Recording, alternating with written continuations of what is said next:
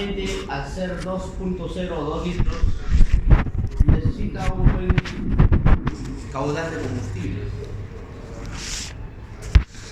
Normalmente, este vehículo, ¿cuánto de presión de combustible debe manejar? Aproximadamente para que pueda conseguir el caudal necesario.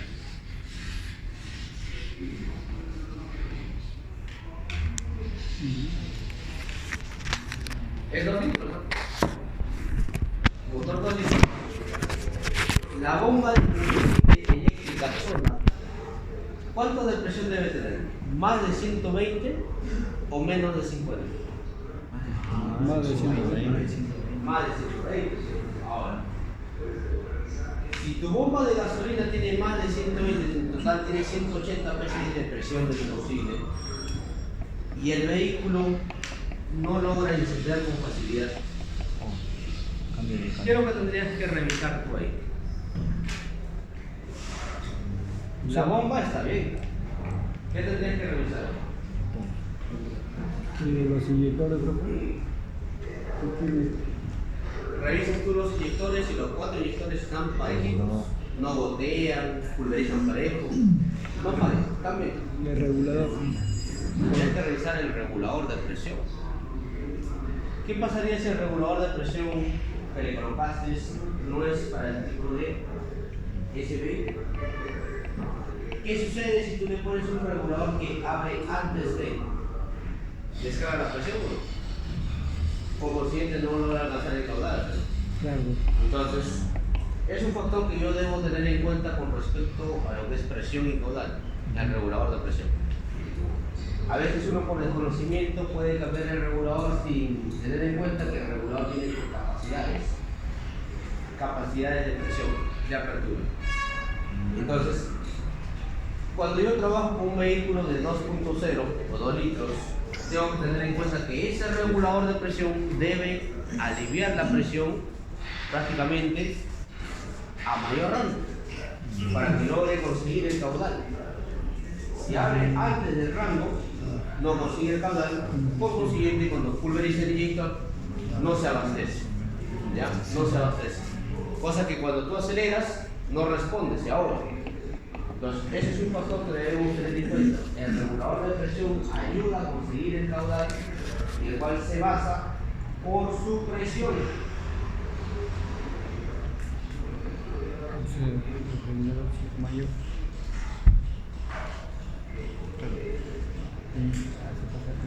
Se ahoga. Si es un regulador menor, te va a botar la gasolina más rápido. Lo retorna.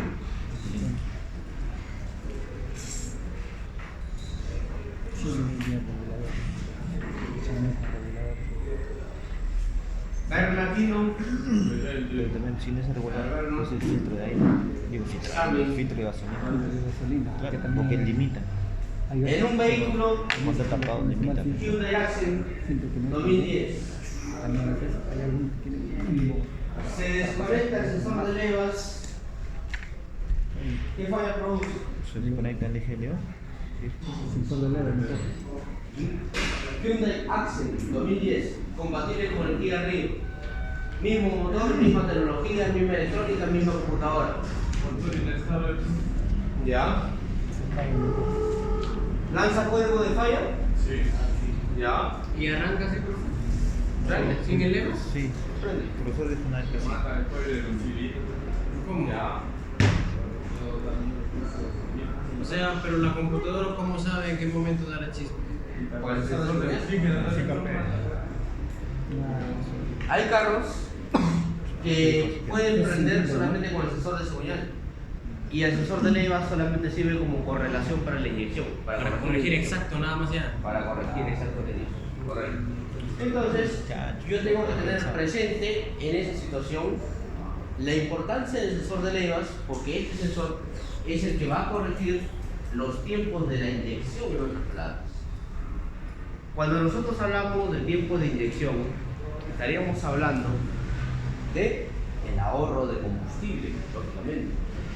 Si tienes un vehículo con el sensor de levas dañado, vamos a consumir más combustible, evidentemente, porque no va a haber un momento correcto. Pero aparte de ello, sino que puede ocasionar en el funcionamiento mecánico del motor. ¿Puede ocasionar algún daño o no? Sí. O sea, se conecta el sensor de levas, el carro sigue funcionando, se lee todo normal. Pero hay un ligero cascabeleo, lógicamente. Ahora, ese cascabeleo puede producir algún daño en la parte mecánica del motor. Ese cascabeleo es un golpeteo, profe. Claro. Claro, puede dañar prácticamente los anillos internos del pistón y también puede generar un desgaste excesivo de los cilindros, lógicamente. Ese es un desgaste a largo plazo en el cual si no se hace la reparación a tiempo, ya prácticamente no tiene que ir pensando en reparar el auto. O sea, una consecuencia electrónica va a traer otra consecuencia mecánica, ¿ya? Porque en la mayoría de los carros, en el sentido de inyección electrónica, todo está previamente calculado. Todo está ya prácticamente diseñado para que pueda operar correctamente bien.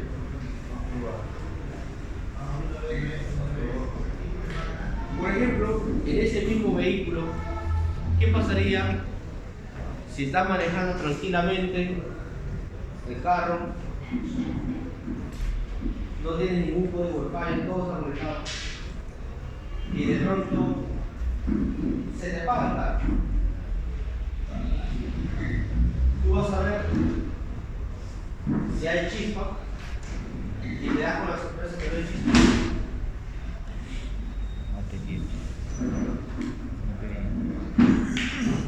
Pero lo más curioso es que tienes chispa en 2 cilindros y en otros 2 cilindros no. ¿Qué es lo que tendrías que revisar ahí? ¿El motor con 2 cilindros puede prender? ¿No puede mantenerse encendido y estable? Con 3 se puede. Con 2 cilindros puede prender, pero vas a tener que mantenerlo acelerado. Vas a tener Con 3 ya. Entonces, ¿qué es lo que tendrías que revisar tú ahí, por ejemplo? Solamente tienes chispa en 2 cilindros.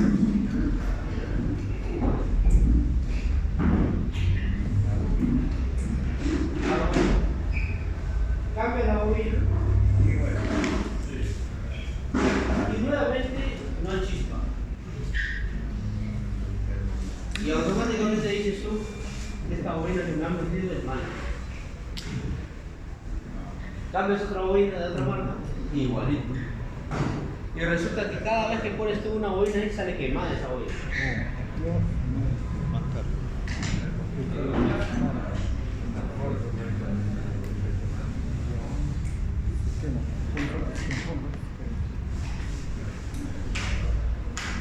Arca.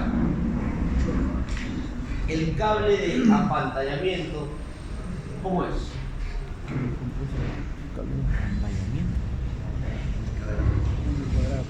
O el cable coaxial de cable mágico, ¿cómo es? El cable coaxial no tiene una especie de malla alrededor. O un papel de aluminio Que lo protege.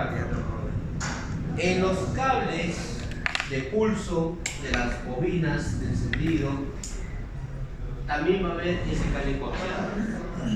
En el interior del cable va a haber una malla con varios filamentos de cable de aluminio, y dentro de ese mismo cable va a haber otro cable con su aislante y su cable de cobre. ¿Qué pasaría si el aislante de ese cable que está internamente se daña, se reseca y se descascara y entra en contacto con el cable del blindaje? Normalmente el cable del blindaje es izquierda, es negativo. Va a ocasionar lógicamente un cortocircuito que se queme la bobina. La pregunta es, pero ¿por qué se quema la bobina y no la computadora? Porque justamente es cierto. Y el transistor de la computadora, ¿qué es lo que conmuta? Tierra. Me gusta la tierra.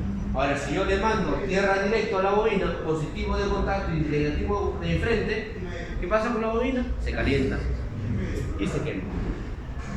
Entonces, tienes que hacer ahí el aislamiento del cable. Aíslas el cable, cambias tu bobina y ahora sí se prende. ¿Funciona? Y ahora, ¿qué pasaría? A ver, ¿qué pasaría si tenemos otro tipo de falla? Vamos a ver.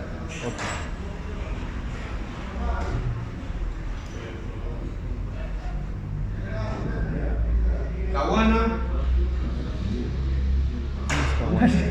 Dávila, Ahora me Ya no quiero responder. a ver Dávila. ¿Quién es David? El mismo caso. ¿Quién es? Kia Rio Hyundai Accent 2010. El motor está funcionando bien y de pronto se apaga. Revisa la chispa, no hay chispa en las 4 bobinas, 4 bujías. No hay pulso en los 4 conectores. El carro no prende. ¿Qué es lo que tendrías que revisar tú, David, para que el carro tenga chispa y tenga eje? ¿Qué es lo que necesita la computadora No para chispa poder ni mandar? tampoco hay pulso. Aparte de la alimentación positiva y negativa. Eso es lo primero.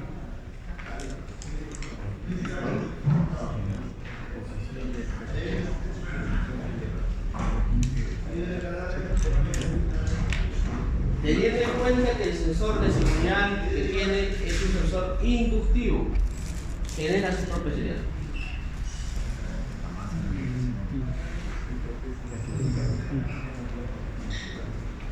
¿Qué tendría que tener en cuenta? No hay chispa, no hay inyección, Muerto. nada. La batería está bien, tiene las alimentaciones correctas. No hay cero.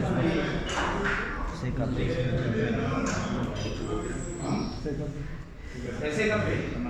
El CKP lo cambias por uno nuevo, igual.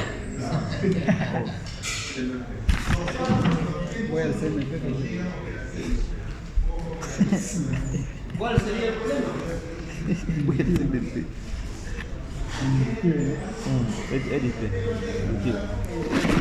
Cambias el sensor de su señal, cambias el sensor de leva. Sí, igual, no prende el carro. Espera, profe.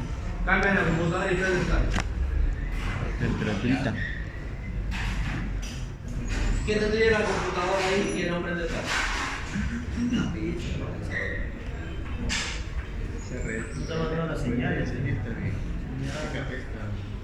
¿Cuánto es el voltaje mínimo que debe tener el conector lado cableado de computadora en el conector del sensor de señal? 2.35. ¿Cuánto? 2.35. Muy bien. 2.35 voltios. Si yo tengo más de 2.35 voltios, tengo un problema con línea negativa del computador. Motivo por el cual tengo que revisar la computadora, qué es lo que ha sucedido. Se ha volado una pista o se ha quemado prácticamente el cable negativo del Claro, si no computador. hay A la computadora. Pero alimentación de computadora también no se puede hacer. Claro, es lo primero que tienes que tener en cuenta. Claro, si no hay Entonces, 2.35 voltios en los dos cables. Pero no es sí, Carlos. Cuando estás trabajando con Kia, Hyundai, en el conector del sensor inductivo va a haber voltaje. Hay diferencia de lo que es Toyota. En lo que es Toyota, tú das contacto en el conector lado cableado, no hay voltaje. Te encuentras 0 voltios o 0.32 voltios. Es un voltaje mínimo, pero no es un voltaje prácticamente de 2 voltios. Pero en lo que es Hyundai y Kia, sí te vas a encontrar un voltaje de 2.35. Tú te encuentras con ese voltaje, no vayas a pensar que la computadora está alimentada. Es prácticamente una alimentación de impedancia del convertor de señales. Esa señal analógica tiene que ser convertida a una señal digital, a una señal binaria, para que el procesador pueda entender lo que le está tratando de decir. Si no, no va a haber pulso de inyección, no va a haber pulso de salida. Importante. Entonces, en esas situaciones, lo primero es revisar alimentaciones de computadora. Si tú encuentras un voltaje que está fuera de ese rango, revisa alimentaciones de computadora. Al momento que tú revisas, encuentras el problema, corriges esa alimentación, vas a prender el carro y el carro prende uno.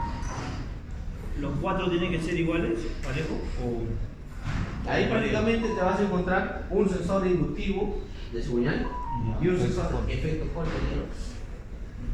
Solamente vas a encontrar un voltaje en el conector del sensor de señal. 2.32, 2.32 o 2.35, los dos cables del sensor de señal. En el sensor de árbol de levas te vas a encontrar un 12 voltios, una tierra y una señal.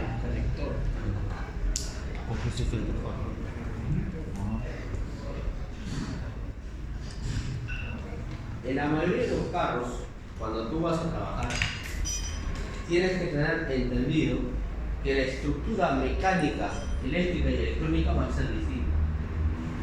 En el cual tenemos que conocer los aditamentos y componentes que incorporan en los vehículos. Esta válvula IAC rotativa que ustedes ven se encarga de controlar el paso del aire, pero a su vez esa válvula IAC es un compensador de consumo. Cuando tú esfuerzas al motor, le quitas velocidad de giro al eje cigüeñal. Bueno, ¿qué dicen ustedes? ¿Profe? Cuando tú activas el aire acondicionado, giras la dirección hidráulica, ¿le quitas velocidad de giro al eje cigüeñal o no? Claro, se aguanta el motor. Se aguanta porque genera presión, ¿sí o no? Entonces, ahí tiene que haber un dispositivo compensador. Y ese dispositivo compensador es la válvula IAC. Es por ello que la válvula IAC tiene que estar en perfecto estado de conservación. Y a su vez tiene que estar sincronizado correctamente bien con el sensor CO en los carros que vienen sin sensor de oxígeno. Cuando tú encuentres un carro inyectado, ojo, inyectado, que no tiene sensor de oxígeno, tiene el sensor CO, tienes que buscarlo. ¿No traen los dos también, profe? ¿A la vez? Puede tener los dos, sí. Puede tener los dos. Puede tener sensor de oxígeno y puede tener el sensor CO. Entonces tienes que buscar dónde se encuentra. Una vez que tú encuentras el sensor, tienes que proceder a regular, a calibrar. Entonces, en el vehículo, la válvula IAC lo traían como compensador de esfuerzo, como compensador de consumo. En un vehículo actual como el Nissan Qashqai o el Nissan Kicks que tenemos acá, ¿qué componente está reemplazando la válvula IAC? Ojo que acá ya no tenemos cable de acero. electrónico? El que está reemplazando la válvula IAC es el motor eléctrico de la mariposa. Ese motor eléctrico en la mariposa debería ser la válvula IAC. Ahora, con respecto a ese motor eléctrico de la mariposa, tenemos que tener en cuenta nosotros lo siguiente. Un motor eléctrico posee una bobina, ¿sí? ¿O no? Posee una bobina. Ahora, esa bobina, para que pueda generar un campo magnético, necesita de una alimentación, ¿no? Entonces, esa alimentación que se le va a proporcionar va a ser una alimentación con voltaje continuo, voltaje alterno o pulso modulado. Pulso modulado. Perfecto. ¿Qué diferencia puso? Por ejemplo, nosotros tenemos que tener en cuenta que el pulso modulado sirve para aperturar y cerrar diferentes compuertas Que esté a diferentes presiones, balanceado, a diferentes frecuencias, así es, que esté balanceado. Entonces, si yo tengo un pulso modulado, puedo regular eficientemente el control de la apertura de la mariposa. Pero ¿cuál es el detalle acá? Si ustedes bien han podido apreciar en los vehículos, en la parte de la mariposa del obturador, encuentran ustedes un sensor, ¿sí o no? ¿Cómo se llama ese sensor?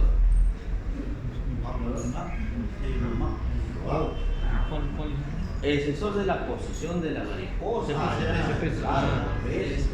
Ahora, ese sensor GPS hay tipos. Dentro de los tipos tenemos el tipo interruptor, que es la primera generación. Tipo interruptor, ¿no? La primera generación. ¿Se acuerdan que ustedes probaron del Caldina o no? Ese es el primer tipo, interruptor. El segundo tipo es potenciómetro. El tercer tipo es efecto Hall. Efecto Hall. Requiere de alimentación para que pueda variar su voltaje. Mientras no tenga alimentación, no varía el voltaje. Y el cuarto tipo, ¿cuál sería?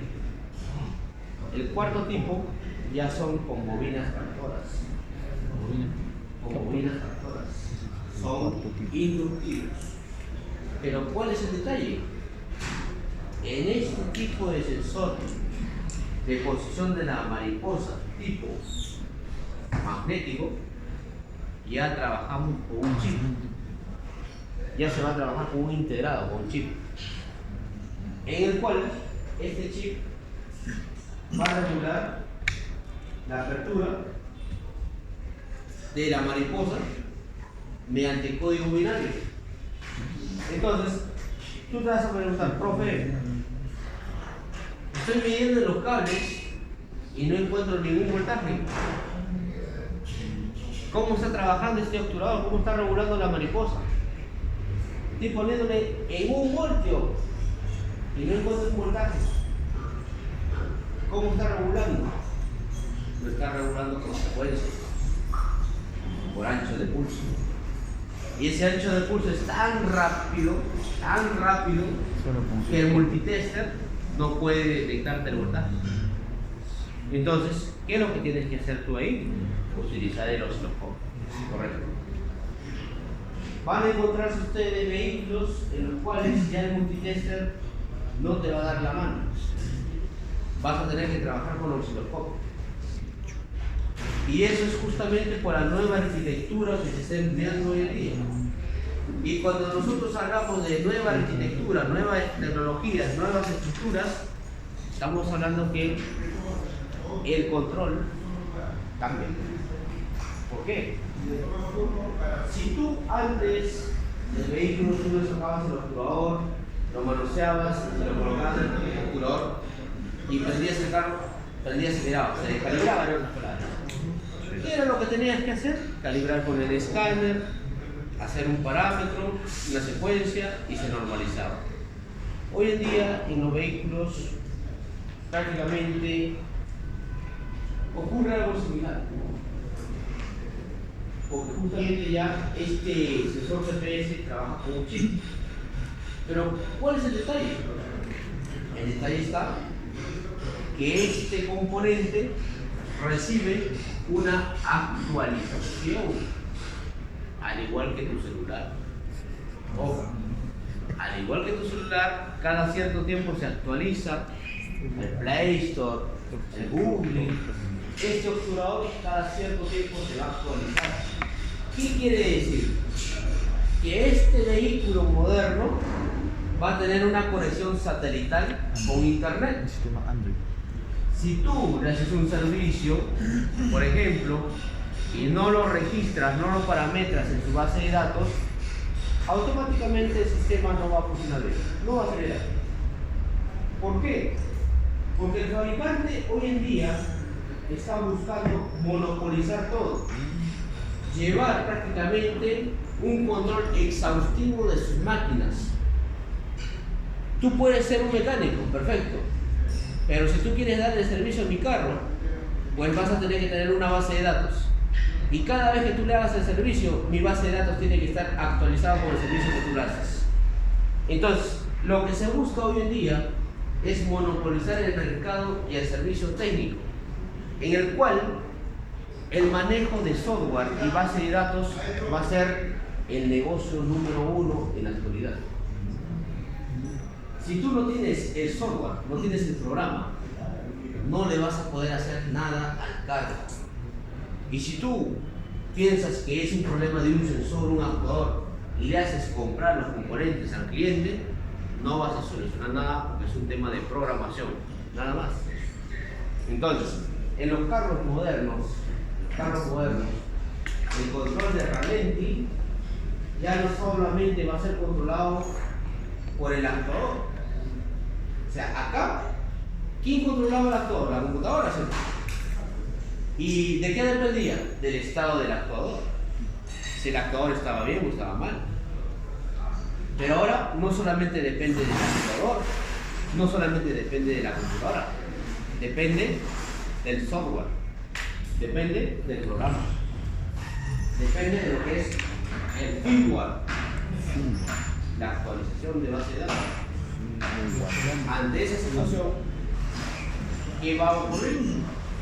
Prácticamente una desinformación total en el campo electrónico automotriz, donde las fallas que se van a presentar en los carros van a ser de diferentes tipos, en las cuales van a comprar componentes, cambiar componentes, pensando que la falla es del dispositivo, pero al final es un problema de programación.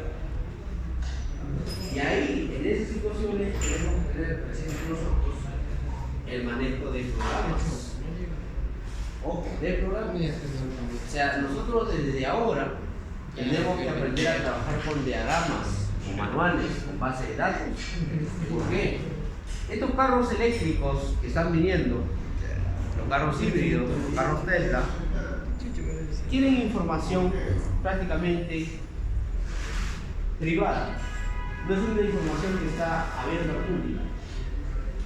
Esta información justamente está reservada exclusivamente para servicio técnico.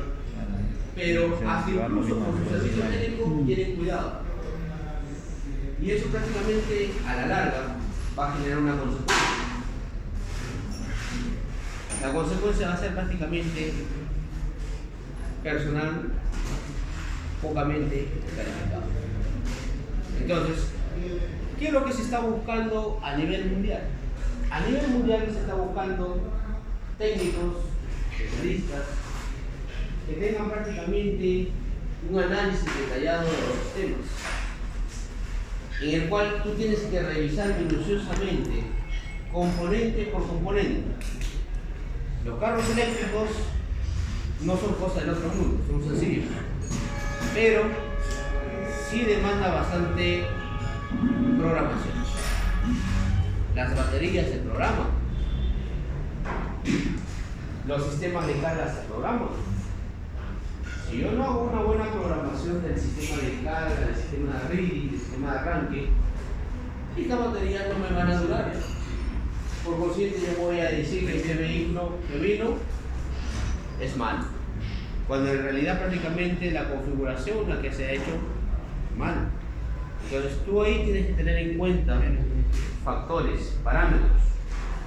¿Por qué? Un vehículo eléctrico prácticamente va a tener motores eléctricos, va a tener computadoras, va a tener conversores, va a tener inversores de corriente, va a tener motogeneradores regenerativos.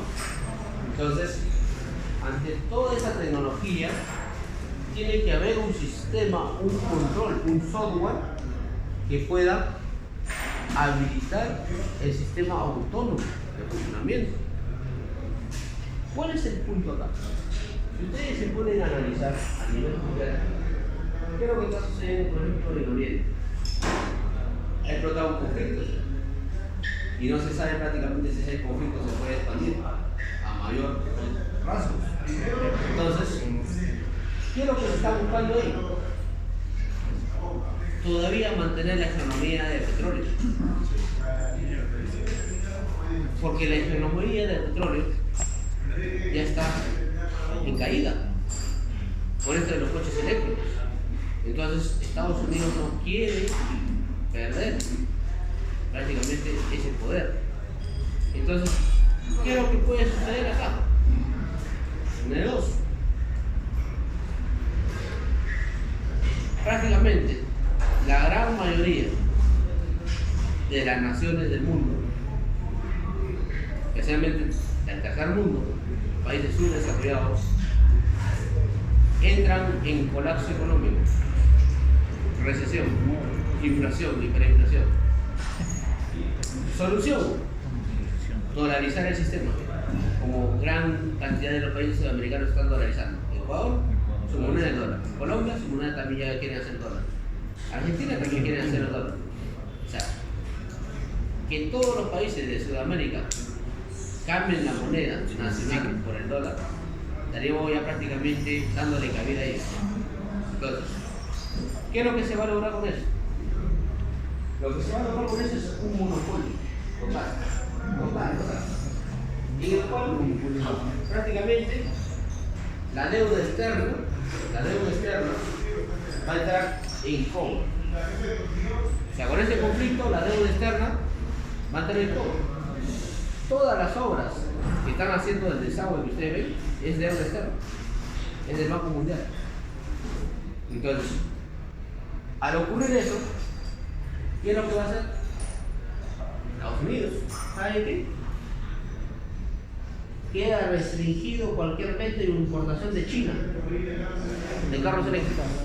No me venden esos carros eléctricos, solamente motores de combustión. Bloquea todo. ¿Y qué es lo que va a hacer? Al ser prácticamente un vehículo eléctrico más ahorrativo que un motor térmico, ¿qué es lo que va a tener como consecuencia? Encarecimiento de precio, costo de vida más alto. Ahora, ¿qué es lo que va a tener como consecuencia esto? Que el motor de combustión interna le va a meter tecnología de punta, y cualquier técnico no está capacitado para esa tecnología. Por consiguiente, los carros se comienzan a malograr, no le dan reparaciones, comienzan a generar más venta de repuestos, no te dicen la información. No, señor, ¿quieres repararlo? Tienes que llevarlo a un concesionario. O si quieres repararlo, tienes que hacer un derecho de base de datos. Nosotros lo sumamos por ti, pero tienes que tener tal equipo. Ante esa situación, vas a tener que optar por agachar la cabeza, comprar el equipo, pagar tus membresías para poder dar el servicio.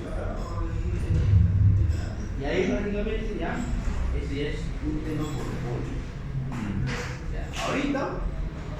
Ahorita, los motores de combustión interna tienen buena tecnología, muy buena tecnología, pero lamentablemente nosotros acá en el Perú no todos podemos ver esa tecnología en los carros.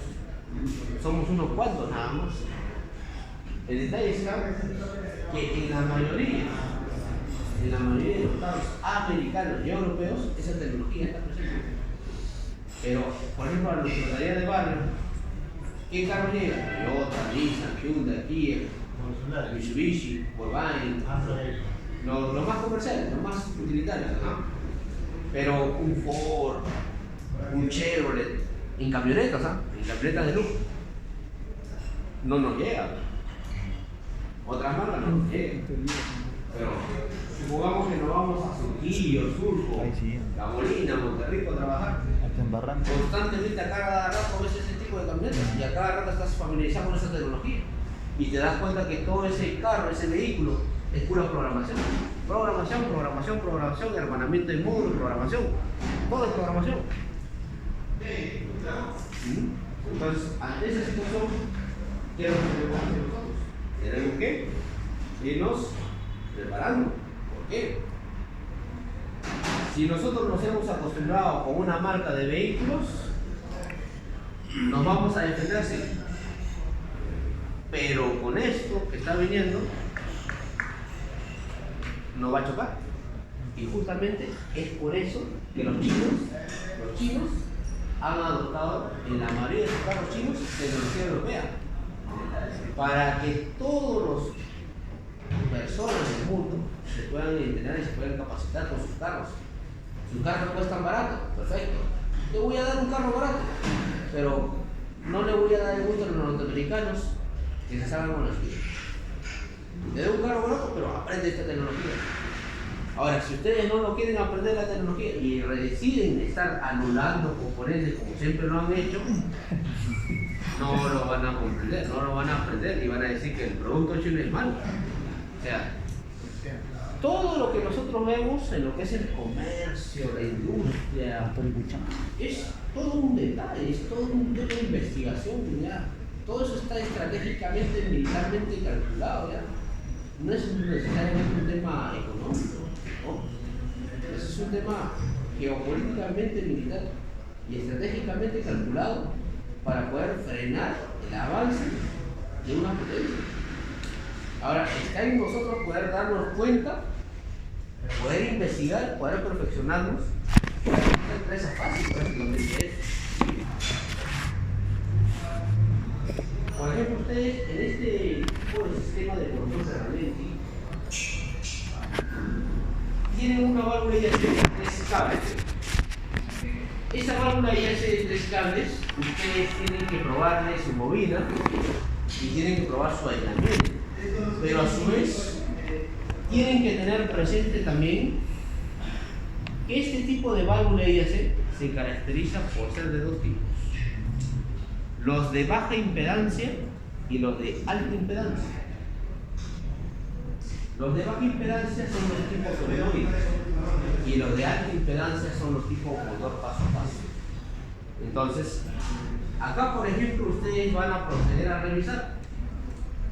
A ver, Aguilar. Primero revisar la válvula IAC. Multitester en 2 kiloohmios. Multitester en 2 kiloohmios. ¿Fueron nosotros?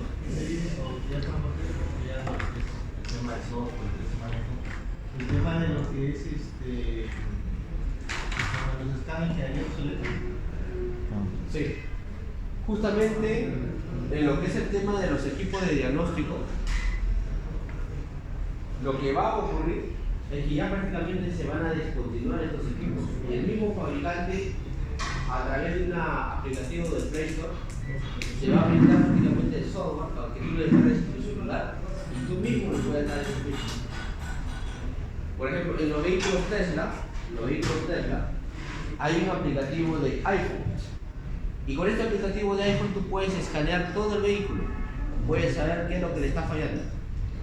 Ahora, el detalle está que tú tengas el conocimiento técnico para que lo puedas reparar. Eso es lo único. O sea, con el mismo celular tú ya vas a poder escanear. Con la misma pantalla de la radio vas a poder escanear. En maquinaria pesada, el escaneo se realiza con la misma pantalla. Solamente tú digitas unos comandos, unos botones que tiene en la máquina, y automáticamente te salen los códigos de falla, te salen los registros. En los vehículos asiáticos todavía no han recibido esto. Ajá. Todavía no hay. En los vehículos asiáticos sí lo hay, ¿Sí? pero está prácticamente restringido. O sea, son parámetros que tienes que tener en cuenta tú para poder presionar. Son botones que tienes que presionar. Es igualito como el BMW2. No se puede. Necesitas el manual.